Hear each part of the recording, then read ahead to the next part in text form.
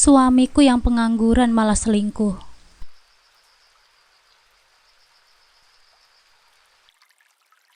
Assalamualaikum sahabat Bunda.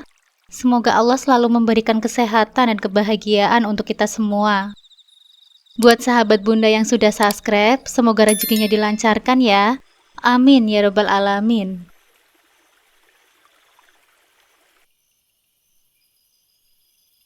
Namaku Hasanah, seorang wanita yang memiliki suami bernama Mas Dani. Kami sudah menikah selama 5 tahun, dan kehidupan kami selama ini berjalan tanpa banyak hambatan.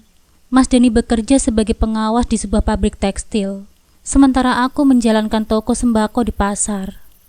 Kami sudah dikaruniai seorang putri cantik bernama Maika, yang kini berusia 3 tahun.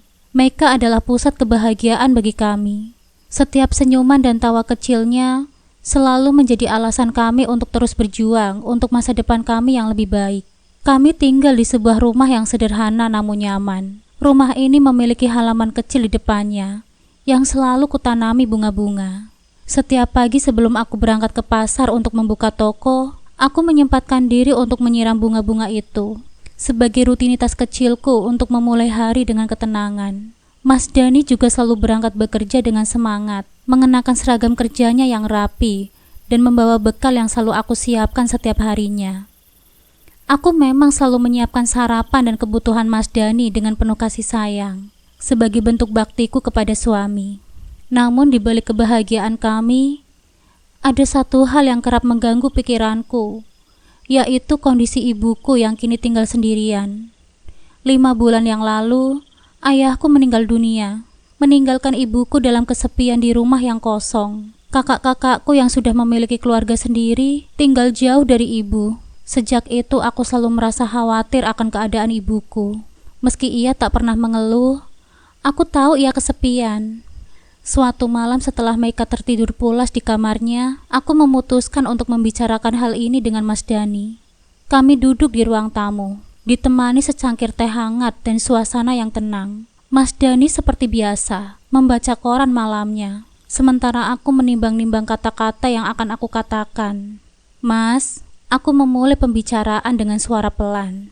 Aku boleh nggak ngajak ibu tinggal di sini? Aku kasihan Mas sama ibu, dia sekarang sendirian di rumah. Mas Dani menurunkan korannya dan menatapku dengan penuh perhatian. Aku tahu dalam 5 tahun pernikahan kami, Mas Dani selalu mendukung keinginanku, apalagi yang berkaitan dengan keluarga. Tapi aku tetap ingin memastikan bahwa ini adalah keputusan bersama. Iya dek, jawab Mas Dani dengan tenang. Mas nggak apa-apa kok. Lagi pula, dengan adanya ibu di sini, kan Maika juga bisa dijaga. Malah kita jadi lebih tenang kan? Aku tersenyum lega mendengar jawabannya. Iya mas, lagi pula ibu juga sudah tua. Mungkin sudah saatnya dia merasakan kebahagiaan bersama cucunya. Aku cuma nggak mau lihat ibu terus-terusan kesepian di rumah. Mas Dani mengangguk setuju. Dek, ibu itu sudah seperti ibu mas sendiri. Kalau kamu mau ibu tinggal di sini, mas gak akan keberatan kok. Lagi pula, ibu juga bukan tipe orang yang cerewet atau bikin masalah. Mas yakin, kehadiran ibu malah bikin rumah ini lebih hangat. Aku terharu mendengar perkataan Mas Dani. Bagiku Mas Dani adalah sosok suami yang penuh pengertian. Dia tak pernah mengeluh atau merasa terganggu dengan kehadiran orang lain di rumah ini. Baginya, keluargaku adalah keluarganya juga. Dan itu membuatku semakin mencintainya. Keesokan harinya aku langsung menelpon ibuku untuk menyampaikan keinginanku. Awalnya ibu sempat ragu untuk meninggalkan rumahnya yang sudah menjadi tempat tinggalnya selama puluhan tahun bersama ayah. Tapi setelah kubujuk dan kujelaskan betapa kami semua ingin ibu merasa lebih bahagia bersama kami, akhirnya ibu pun setuju. Seminggu kemudian, kami menjemput ibu. Maika sangat senang menyambut kedatangan neneknya. Rumah kami menjadi lebih ramai dan hangat dengan kehadiran ibu. Setiap hari ibu selalu membantu merawat Maika saat aku dan Mas Dani pergi bekerja. Ibu juga sering membantuku di dapur, memasak makanan kesukaan keluarga. Kehidupan kami semakin lengkap dengan kehadiran ibu di tengah-tengah kami. Sehari-hari aku selalu menyiapkan semua kebutuhan keluargaku, mulai dari sarapan hingga keperluan Mas Dani untuk berangkat bekerja. Bukan karena aku harus, tetapi karena aku ingin. Bagiku, ini adalah wujud baktiku sebagai seorang istri. Aku ingin memastikan Mas Dani selalu merasa nyaman dan diperhatikan. Setiap pagi sebelum dia berangkat bekerja, aku sudah menyiapkan sarapan favoritnya. Nasi goreng dengan telur mata sapi dan segelas teh manis hangat. Pukul 8 pagi, Mas Dani akan berangkat bekerja. Seperti biasa sebelum pergi, dia selalu mencium keningku dan berkata, "Dek, makasih ya buat semuanya. Mas pamit dulu ya. Jaga diri kamu dan Maika baik-baik ya." Aku tersenyum. "Iya Mas. Hati-hati di jalan ya. Hari ini pulang jam berapa Mas?" "Gak tahu Dek. Nanti Mas kabari ya," katanya sambil berlalu pergi. Setelah Mas Dani berangkat, aku pun bergegas menuju pasar untuk membuka toko sembako milikku. Sebenarnya dengan 2 karyawan yang sudah bekerja dengan sangat baik, aku bisa saja menyerahkan urusan toko kepada mereka. Namun ada perasaan yang tak bisa kutinggalkan. Aku masih ingin beraktivitas di luar sebagai wujud tanggung jawabku dan kemandirianku.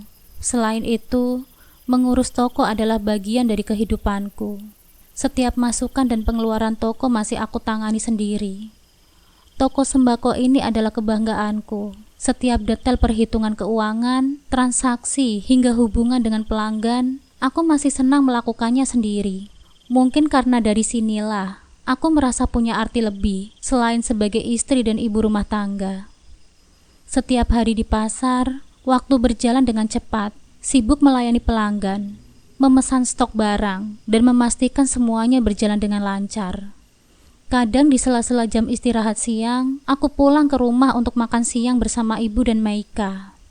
"Ibu, Maika sudah makan?" tanyaku suatu siang ketika aku baru sampai di rumah. Aku melihat Maika sedang bermain di ruang tamu bersama boneka kesayangannya. Ibu yang sedang duduk di meja makan menjawab, "Sudah nak, Maika makan dengan lahap tadi. Sekarang dia lagi bermain sambil menunggu kamu pulang." Aku tersenyum merasa lega. Setelah mencium pipi Maika, aku duduk di samping ibu. "Makasih ya Bu, sudah membantu menjaga Maika. Kalau nggak ada ibu, aku pasti kewalahan." Aku tersenyum lembut. "Ibu senang bisa membantu kamu nak. Lagi pula, ibu juga senang punya kegiatan daripada sendirian di rumah terus."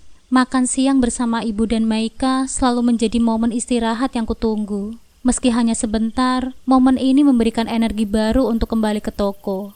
Setelah makan dan bercengkerama sebentar, aku kembali bergegas ke pasar untuk melanjutkan pekerjaanku.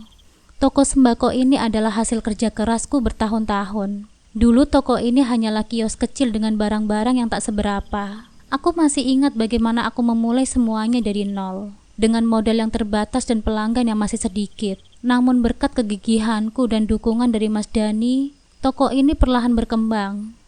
Kini setelah bertahun-tahun, toko kami sudah cukup besar dan pelanggan pun semakin banyak. Di sisi lain, Maika adalah salah satu sumber semangat terbesar dalam hidupku. Dia adalah alasan aku untuk terus berusaha, meskipun kadang lelah. Setiap kali melihat senyumannya, semua penat hilang seketika. Aku selalu ingat bagaimana sulitnya perjuanganku membangun toko ini saat Maika masih bayi. Seringkali aku harus membawa Maika ke pasar karena tak ada yang bisa menjaganya. Sambil melayani pelanggan, aku harus mengawasi Maika yang tidur di dalam keranjang bayi. Tak jarang aku harus bekerja sampai larut malam untuk menghitung pemasukan dan merencanakan pengembangan toko. Kini semua jerih payahku seolah terbayar. Toko sembako kami terus berkembang, dan Maika tumbuh menjadi anak yang sehat dan ceria. Meski begitu, aku tahu perjalanan ini masih panjang. Aku masih punya banyak mimpi untuk masa depan kami. Mimpi untuk memberikan yang terbaik bagi Maika.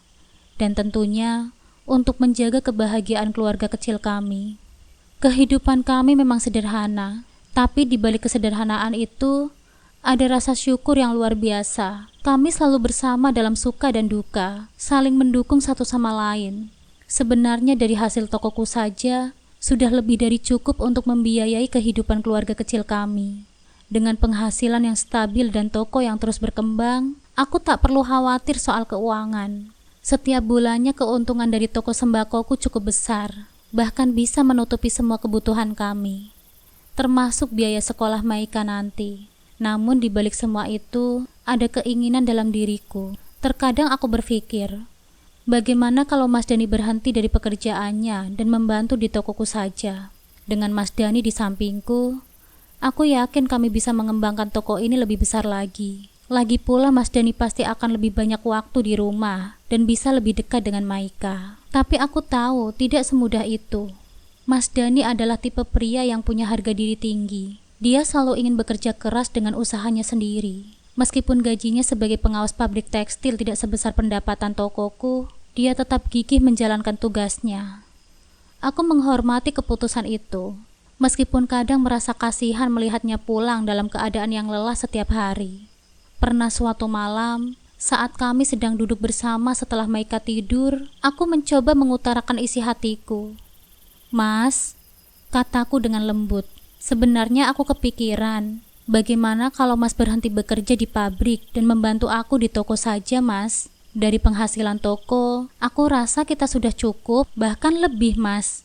Kita bisa bersama-sama mengembangkan toko ini, Mas. Siapa tahu bisa jadi lebih besar." Mas Dani terdiam sejenak, lalu menatapku dengan senyuman yang lembut tapi tegas. "Aku tahu, Dek, penghasilan dari toko kamu lebih besar dan aku bangga sama kamu. Tapi Mas masih ingin bekerja dengan usaha Mas sendiri. Bukan karena aku gak percaya sama kamu atau malu bantu di toko. Tapi aku merasa sebagai kepala keluarga, Mas juga harus berkontribusi. Walaupun penghasilan Mas gak sebesar punya kamu." Aku menghela nafas panjang, memahami posisinya. "Aku paham, Mas, tapi aku cuma khawatir Mas jadi terlalu lelah. Setiap hari pulang bekerja, aku lihat Mas capek. Apalagi kalau bisa lebih dekat sama Maika, itu kan pasti lebih baik, Mas." Mas Dani tersenyum lagi, menggenggam tanganku dengan erat. "Iya, aku mengerti kekhawatiranmu. Tapi Mas suka sama pekerjaan Mas, Dek. Mungkin gajinya nggak besar, tapi Mas senang bekerja di sana. Mas juga senang bisa mandiri, gak terlalu bergantung sama penghasilan toko. Lagi pula, kita bisa tetap bersama-sama melewati semuanya kan?" Aku tak bisa membantahnya lagi. Meskipun kadang aku merasa Mas Dani terlalu keras kepala. Tapi di dalam hati, aku menghargai usahanya untuk tetap berdiri atas kakinya sendiri. Itu salah satu hal yang membuatku mencintainya. Dia selalu ingin memberikan yang terbaik bagi keluarga kami, dengan cara yang dia anggap paling benar. Akhirnya aku membiarkan Mas Dani tetap bekerja di pabrik, sementara aku tetap fokus menjalankan toko sembakoku. Meskipun aku tahu, jika dia membantu di toko, segalanya bisa lebih mudah. Namun aku juga tahu, kebanggaan dan harga dirinya sebagai seorang suami jauh lebih penting daripada kenyamanan itu sendiri. Kami saling menghormati keputusan satu sama lain, dan itulah yang membuat pernikahan kami kuat sampai sekarang. Kehidupan bahagia yang selama ini kami jalani mulai mengalami keretakan ketika pabrik tempat Mas Dani bekerja mengalami kebangkrutan. Semua karyawan termasuk Mas Dani diberhentikan secara mendadak. Kabar itu datang seperti petir di siang bolong. Aku masih ingat dengan jelas wajahnya ketika dia pulang hari itu, terlihat lelah dan hampa.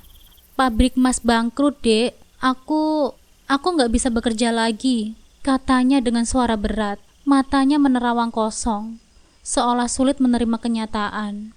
Aku berusaha menenangkannya, tapi aku tahu ini pukulan terbesar baginya. Mas Dani adalah pria yang sangat bangga dengan pekerjaannya.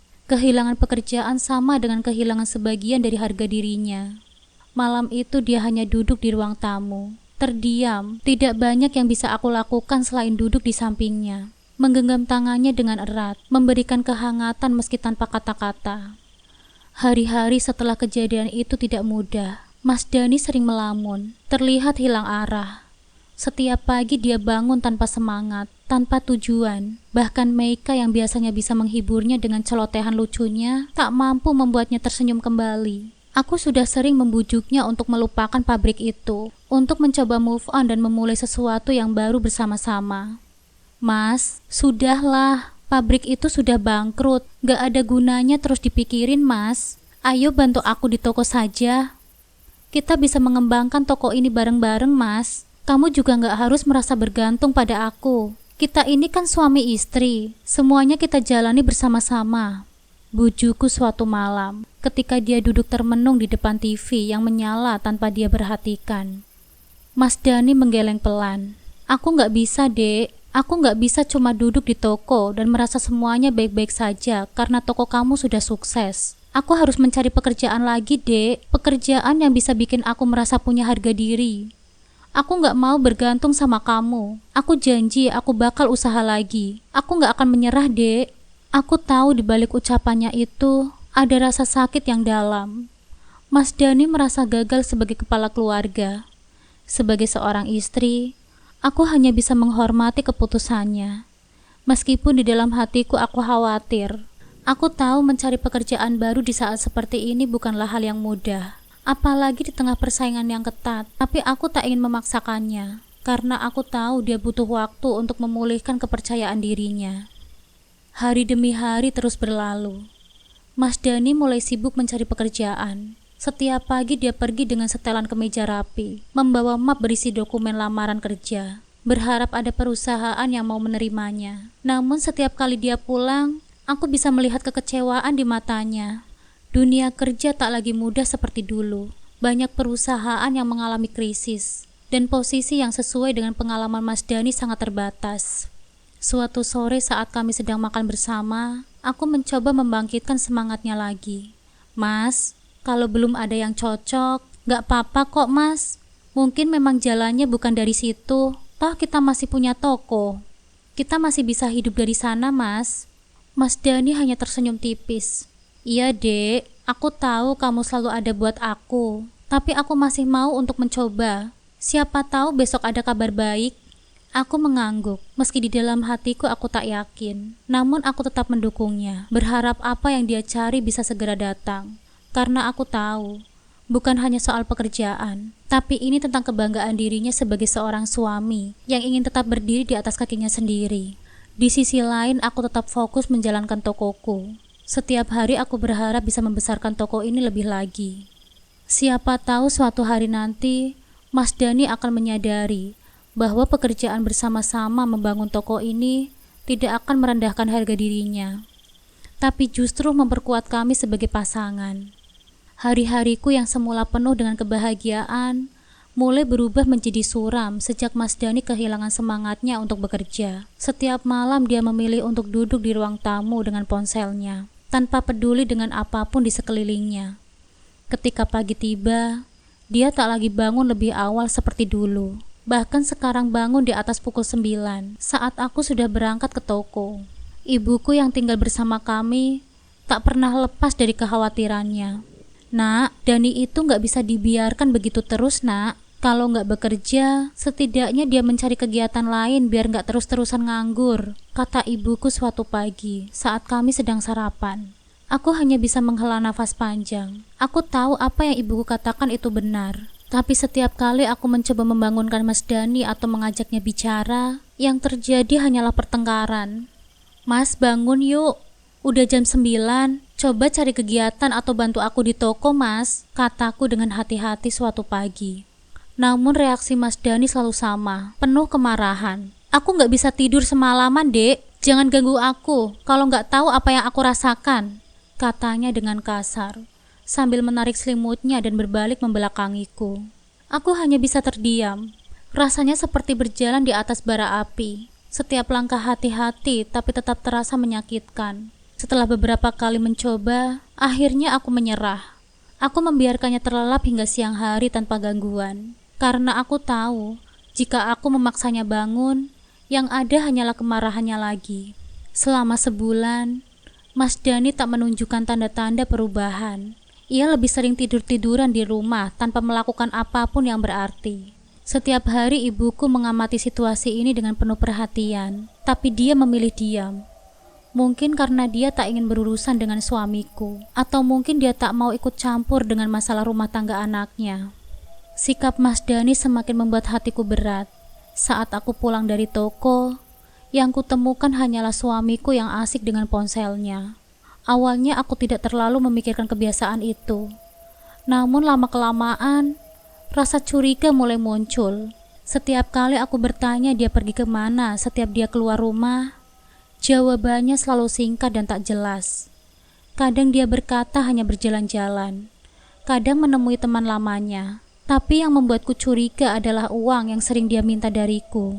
"Dek, boleh minta uangnya lagi? Aku butuh buat keperluanku," ucapnya suatu hari. Aku tak pernah menolak. Sebagai seorang istri, aku selalu percaya pada suamiku. Namun semakin sering ia meminta uang, semakin banyak pula rasa curigaku. Hingga akhirnya semuanya terungkap ketika suatu sore aku memergokinya tengah asik bermain judi online di ponselnya. Duniaku seakan runtuh saat itu juga.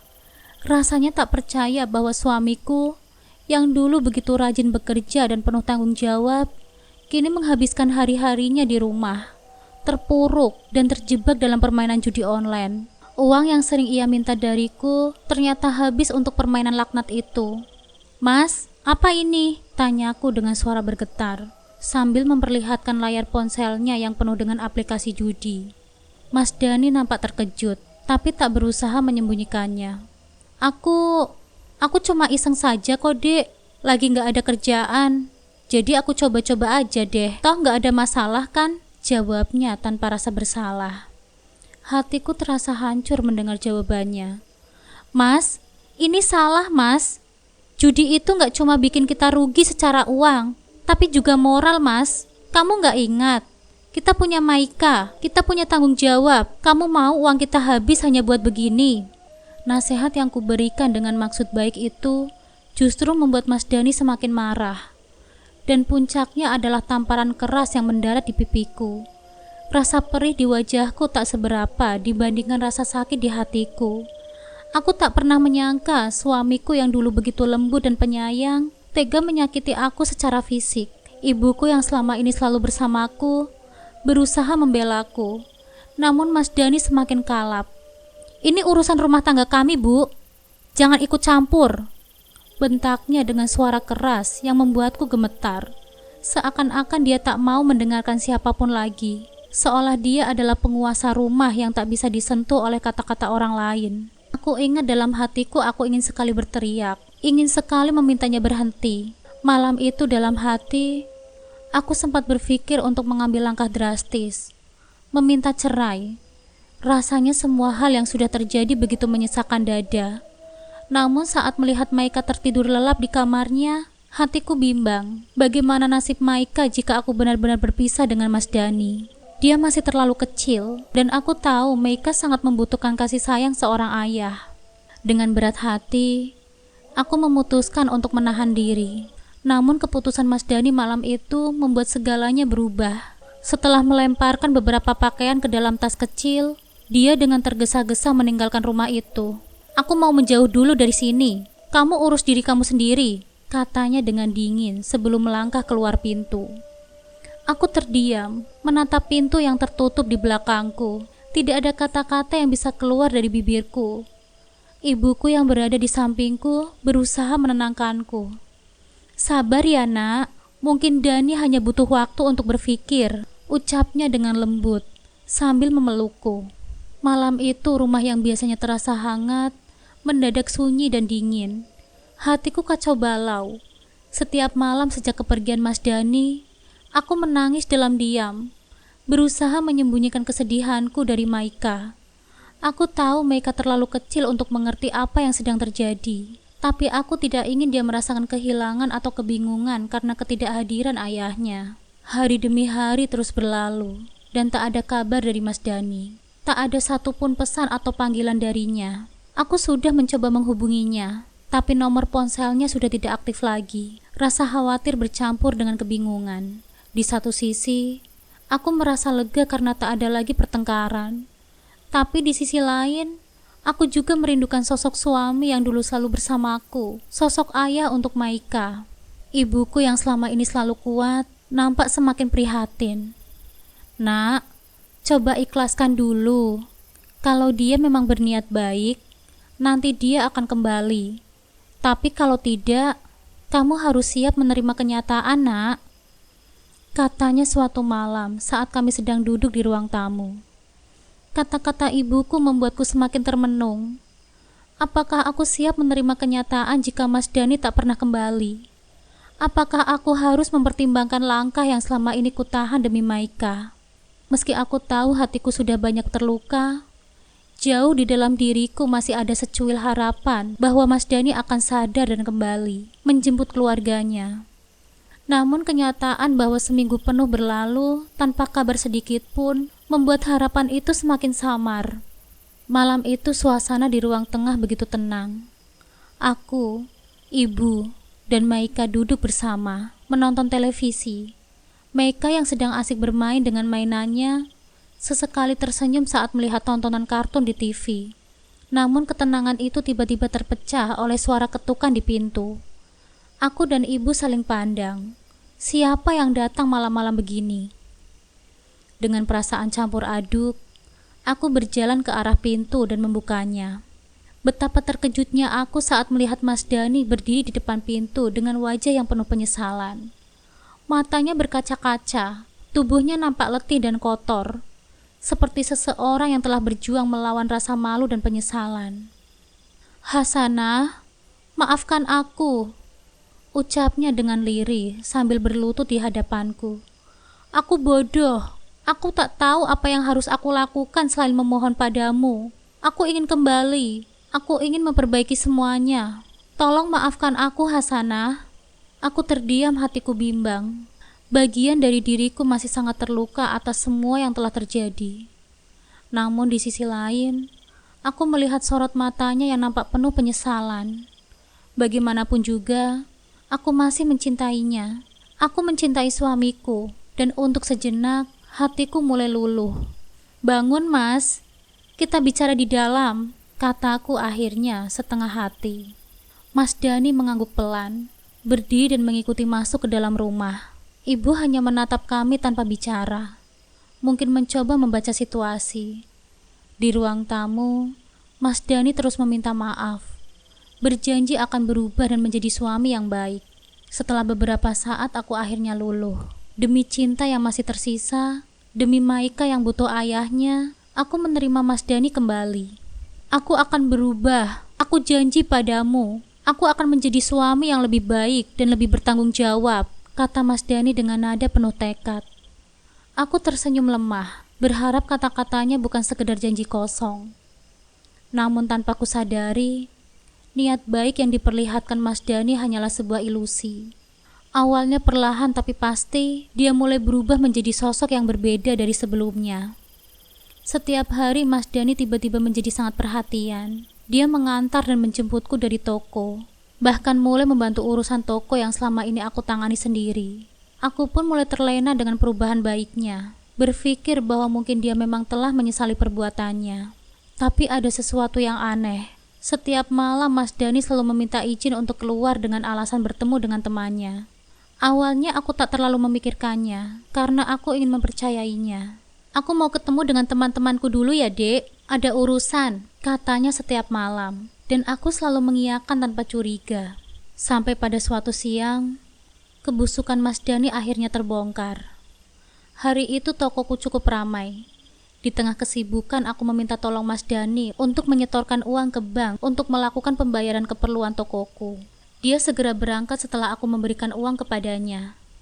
Namun tak lama setelah dia pergi, aku mendapati ponselnya tertinggal di etalase. Awalnya aku tak ingin menyentuh ponsel itu, toh ini bukan urusanku. Tetapi mataku tak sengaja melihat nama Eva dengan tanda hati di samping namanya yang muncul di layar ponselnya saat ada telepon masuk. Jantungku berdegup kencang. Aku ragu sejenak, tapi rasa penasaran semakin menguasai diriku. Siapa Eva? Dan kenapa ada tanda hati di sebelah namanya? Saat aku hendak mengangkat telepon itu, tiba-tiba panggilan tersebut terputus. Aku mulai gugup. Tanpa berpikir panjang, aku membuka ponselnya dan menemukan percakapan yang menghancurkan hatiku. Chat dari Eva dipenuhi dengan kemarahan karena panggilan-panggilan dan pesan-pesannya tidak dijawab oleh Mas Dani. Di dalamnya, tersimpan foto-foto mesra mereka berdua, penuh dengan kemesraan yang tak seharusnya dilakukan oleh seorang suami. Pesan-pesan vulgar yang mereka kirimkan membuat darahku berdesir, jijik sekaligus terluka. Hatiku seolah hancur berkeping-keping saat membaca pesan-pesan itu. Ternyata selama ini, Mas Dani berselingkuh dengan Eva. Dan yang paling menyakitkannya lagi, Dia kembali padaku bukan karena ingin berubah, melainkan karena ia ingin menguras uangku untuk bersenang-senang dengan wanita itu. Ternyata semua perhatian yang ditunjukkannya hanyalah topeng. Dan aku merasa seperti orang bodoh yang telah dibohongi selama ini. Air mataku menetes tanpa henti saat aku membaca pesan-pesan mereka. Amarah berkecamuk dalam dadaku. Tetapi aku tahu aku harus tetap tenang. Aku ingin membuatnya menyesal setelah mempermainkanku. Maka aku menghubungi kakakku, Mas Rido, yang bekerja sebagai polisi. Mas, aku butuh bantuanmu. Mas Dani telah berselingkuh dan dia cuma mau uangku, Mas, kataku dengan suara bergetar. Di seberang telepon, terdengar suara kakakku yang marah besar. Apa? Di mana dia sekarang? Aku akan menghajarnya. Namun aku menahan kakakku. Tidak, Mas. Jangan gunakan kekerasan. Aku ingin membuat dia menyesal dengan cara yang lain. Kita akan membuatnya menderita atas apa yang dia lakukan. Mas Rido setuju, dan kami mulai merencanakan langkah selanjutnya. Aku tak akan tinggal diam. Aku akan memastikan bahwa Mas Dani tidak bisa lagi mempermainkan hidupku. Setelah teleponku dan Mas Rido berakhir, aku tidak sabar menunggu nanti malam.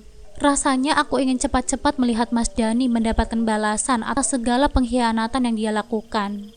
Rencana penggerebekan yang telah disusun dengan matang bersama Mas Rido dan teman-temannya sudah berjalan dengan sesuai rencana. Aku pun tetap berpura-pura tenang saat Mas Dani pulang dari bank setelah membayar semua keperluan tokoku. Dia tak menunjukkan tanda-tanda curiga, seakan-akan semuanya berjalan dengan normal. Tapi di balik senyumanku, ada luka yang siap kuhancurkan dengan balas dendam yang terencana. Semakin larut, seperti kebiasaan yang sudah-sudah. Setelah jam 9 malam, Mas Dani pamit untuk keluar rumah. Dia menggunakan alasan yang sama, mengatakan bahwa dia akan menemui temannya. Aku mengangguk, mengizinkannya tanpa sepatah kata pun, meski aku tahu persis kemana dia akan pergi. Di luar, teman-teman polisi Mas Rido sudah bersiaga. Dengan sigap, mereka mulai membuntuti Mas Dani setelah dia keluar dari rumah. Tak lama setelah itu, Mas Rido menelponku untuk mengabarkan perkembangan dan mengajakku bergabung untuk menyaksikan penggerebekan itu. Aku keluar dari rumah dengan hati yang terbakar amarah, tergabung dengan Mas Rido di mobilnya. Perasaan campur aduk antara rasa sakit hati, kecewa dan keinginan untuk melihat Mas Dani menyesal membuat tubuhku tegang sepanjang perjalanan. Setelah mengikuti jejak Mas Dani, kami menemukan bahwa dia pergi ke sebuah kafe, tempat di mana dia bertemu dengan seorang wanita yang terlihat mencolok dengan pakaian seksinya. Eva, ternyata itu orangnya, gumamku dengan lirih saat melihatnya dari kejauhan. Wanita yang selama ini menjadi selingkuhan Mas Dani. Rasa benci memuncah di dalam dadaku. Kami terus mengikuti mereka dengan cermat. Mas Dani dan Eva akhirnya keluar dari kafe dan menuju sebuah hotel. Saat mereka masuk ke dalam kamar, kami tahu inilah saatnya. Aku, Mas Rido, dan beberapa teman polisinya segera bergerak untuk mengepung kamar hotel itu. Suasana tegang dan hening sesaat sebelum kami mendobrak pintu. Ketika pintu kamar hotel itu terbuka, pemandangan yang kusaksikan sangatlah memuakkan. Mas Dani dan Eva tengah berpesta narkoba. Di sekeliling mereka, botol minuman keras bertebaran, dan sisa-sisa narkoba terlihat di meja kecil di samping tempat tidur. Eva terlihat terkejut setengah mati, sementara Mas Dani membeku di tempat. Wajahnya pucat pasi saat menyadari siapa yang telah datang. Hasanah, maafkan aku. Aku bisa jelaskan. Mas Dani mulai tergagap, berusaha berdiri dari posisinya yang lemah di atas tempat tidur. Namun sebelum dia bisa melanjutkan kalimatnya, Mas Rido dengan cepat memborgol tangannya. Eva menangis, memohon ampun, tetapi tidak ada seorang pun yang peduli. Kedua pengkhianat itu langsung diseret keluar kamar oleh teman-teman polisi Mas Rido, dan Mas Dani terus memohon padaku. Dia berlutut, bersujud di kakiku, menangis terseduh-seduh, berharap aku memberinya kesempatan lagi. Hasanah, maafkan aku, tolong. Aku akan berubah, Hasanah. Sungguh, tolong jangan biarkan ini terjadi. Suaranya serak, penuh dengan ketakutan. Namun saat melihatnya di posisi itu, rasa benci dan sakit hatiku yang telah lama kupendam memuncah. Semua janji kosongnya, pengkhianatannya, dan kebohongannya yang selama ini membuatku merasa tak ada lagi tempat untuk memaafkannya. Tanpa pikir panjang, aku mengangkat kakiku dan melayangkan tendangan keras ke wajahnya. Dia terjatuh ke lantai, darah mengalir dari bibirnya yang pecah. Itu untuk semua kebohonganmu, untuk semua sakit yang kamu buat selama ini. Aku berteriak, emosiku meluap-luap. Mas Dhani menangis lebih keras, namun tangisannya tak menggerakkan hatiku sedikit pun. Aku sudah selesai dengannya, tidak ada lagi belas kasihan yang tersisa. Di sisi lain, Eva hanya bisa terdiam. Wajahnya penuh ketakutan. Mereka berdua sudah mendapatkan apa yang pantas untuk mereka. Setelah itu, Mas Rido dan teman-temannya membawa mereka ke mobil untuk diproses lebih lanjut. Aku melihat punggung Mas Dhani yang lunglai, diseret pergi seperti penjahat. Meskipun hatiku sakit, ada sedikit kelegaan yang kurasakan. Akhirnya aku bisa membebaskan diriku dari belenggu pria yang telah menghancurkan hidupku. Malam itu pun menjadi titik balik dalam hidupku. Beberapa minggu kemudian, proses hukum mulai berjalan. Mas Dhani didakwa atas kasus narkoba dan perselingkuhan yang melibatkan penipuan serta penyalahgunaan harta. Tidak ada lagi yang bisa ia lakukan untuk menghindari hukuman yang setimpal. Semua bukti yang sudah dikumpulkan, melalui dari chat rekaman hingga penggerebekan mengunci nasibnya. Selama persidangan, aku hadir dengan kepala yang tegak. Mas Dhani yang biasanya penuh dengan percaya diri, kini terlihat kusut dan tak berdaya di hadapan hukum. Dia memohon ampun di depan hakim, meminta keringanan hukuman, namun semua usahanya sia-sia. Hakim menjatuhkan hukuman berat untuknya, penjara bertahun-tahun karena kasus narkoba dan penipuan. Tidak ada celah baginya untuk menghindar. Keputusan untuk menceraikannya sudah bulat. Aku menggugat cerai tanpa ada keraguan sedikit pun. Pengadilan pun memutuskan bahwa Mas Dhani tidak berhak atas apapun. Tidak harta, tidak rumah, dan tidak juga Maika. Hak asuh penuh untuk Maika jatuh kepadaku. Ini bukan sekedar balas dendam, tapi ini adalah keadilan untuk diriku dan putriku. Selama ini aku bekerja keras. Aku yang membesarkan Maika, dan aku yang harus menanggung luka akibat pengkhianatannya. Sekarang semua itu sudah berakhir. Setelah proses perceraian selesai, aku merasa beban berat di pundakku terangkat. Aku kini telah terbebas. Bebas dari belenggu pria yang tak lagi punya tempat di dalam hidupku. Aku dan Maika melanjutkan hidup tanpa dia. Aku merawat Maika dengan penuh cinta. Sementara ibuku selalu ada di sisiku, memberikan dukungan tanpa henti. Toko yang kubangun dengan jerih payahku semakin maju. Aku bekerja keras untuk memastikan masa depan Maika cerah. Meski berat di awal, hidupku perlahan kembali penuh dengan kebahagiaan. Maika tumbuh menjadi anak yang ceria dan cerdas, dan aku merasa semakin kuat setiap harinya. Bersama ibu, kami menjalani hari-hari kami dengan penuh kedamaian dan cinta. Tidak ada lagi bayang-bayang gelap dalam masa lalu yang menghantui kami. Kini saat aku duduk di teras rumah, melihat Maika bermain dengan senyum lebar di wajahnya, aku tahu satu hal. Aku sudah melewati badai terburuk. Dan sekarang, aku hidup dalam ketenangan. Tidak ada yang lebih berarti dari kebahagiaan bersama Maika dan ibu, serta rasa damai yang akhirnya aku temukan kembali. Hidupku mungkin tak sempurna, tapi setidaknya kini aku hidup dengan penuh keikhlasan, menjalani setiap harinya dengan kekuatan dan cinta untuk keluargaku yang tersisa. Masa lalu yang sudah kukubur, dan yang tersisa hanyalah harapan dan masa depan yang cerah.